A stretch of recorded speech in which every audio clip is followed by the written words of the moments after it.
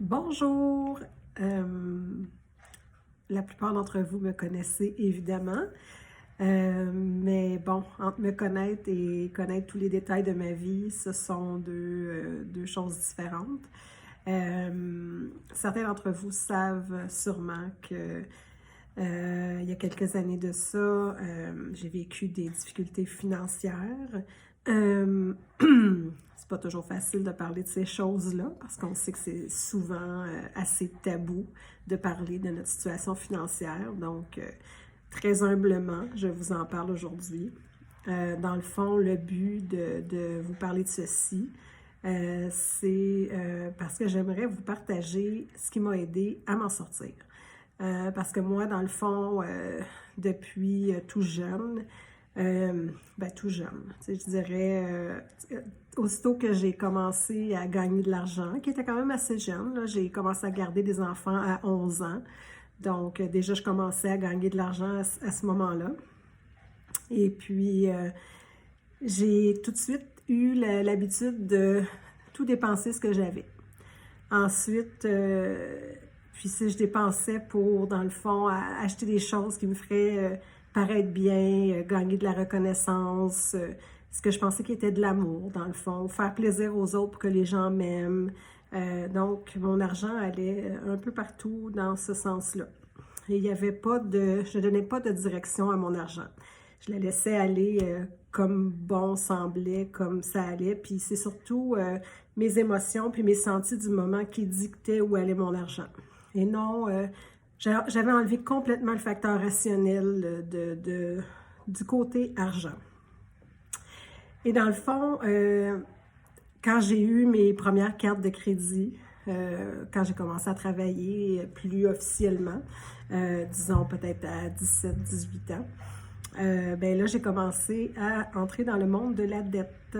Je me suis acheté une voiture, je me suis endettée pour ça, je m'achetais toutes sortes de choses, des vêtements dispendieux, des produits de beauté dispendieux, je sortais dans les restaurants, les bars, aller voir des shows, n'importe quoi, mais je dépensais beaucoup d'argent et je dépensais plus que ce que j'aurais dû, sans penser à est-ce que j'ai des projets pour l'avenir?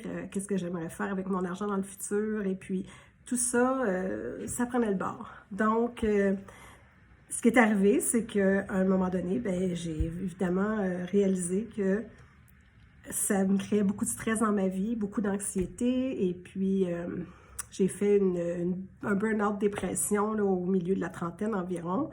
Et puis à ce moment-là, j'avais fait un travail sur moi assez en profondeur avec Lise Lebeau et Dwight McLean dans le cadre de l'atelier à cœur ouvert et des programmes de leadership qu'ils offraient à ce moment-là. Et ça m'a emmené vers toutes sortes de programmes côté financier à essayer de trouver la recette miracle là, pour vivre dans l'abondance. Je sais qu'il y a plein de livres qui existent là-dessus, le Secret et puis tout ça, donc... Fait que moi, je cherchais la recette miracle. Mais dans le fond, il n'y a pas vraiment de recette miracle. Je pense que la plus grande recette miracle, c'est de prendre le temps de s'asseoir, de se poser les bonnes questions, puis de juste faire les actions en conséquence de ce qu'on veut créer, dans le fond. Et puis, comment ça a fonctionné pour moi? Bien, je suis tombée sur un livre en premier qui s'appelle The Total Money Makeover. C'est des amis à moi qui m'avaient parlé de ce livre-là. Et puis, dans ce livre-là, dans le fond, il dit quelques affaires bien importantes et que moi, j'ai mis tout de suite en pratique. Et ça a changé ma vie, dans le fond. Premièrement, il parlait de faire un budget. Évidemment, juste ça me faisait dresser les cheveux sur la tête.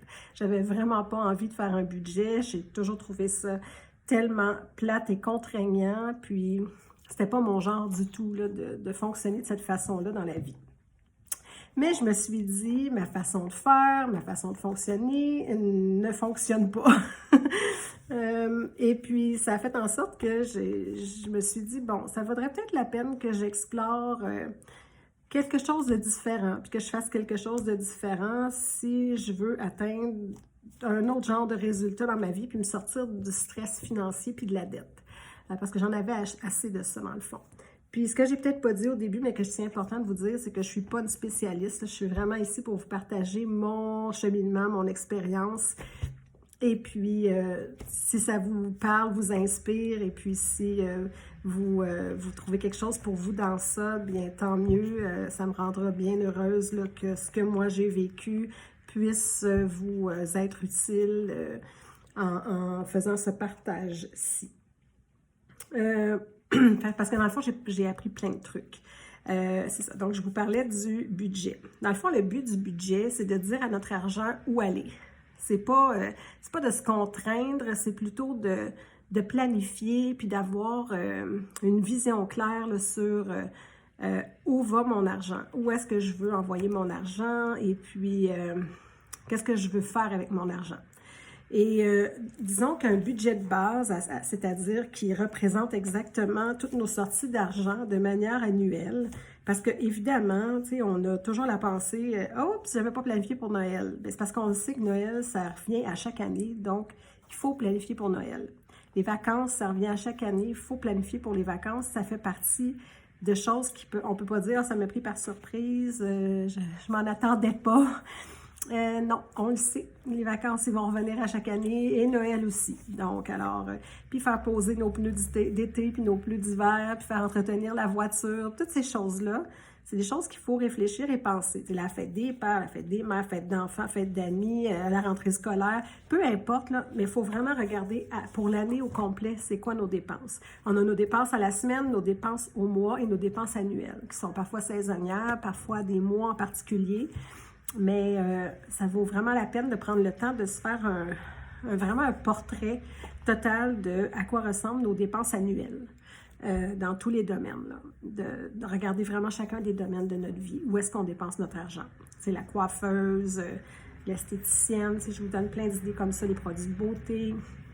Peu importe, mais on en dépense beaucoup d'argent. Alors, c'est important d'avoir une vision claire pour commencer. Et le premier grand pas à faire, c'est de se mettre un 1000 $ de côté et de se dire OK, je mets 1000 $ de côté, facilement accessible, pas un placement ni rien de ça, là, un 1000 $ disponible, dans le fond, comme ça, mais que je ne touche pas au jour le jour. Là. Cet argent-là reste là au cas où il arrive un imprévu ou une urgence.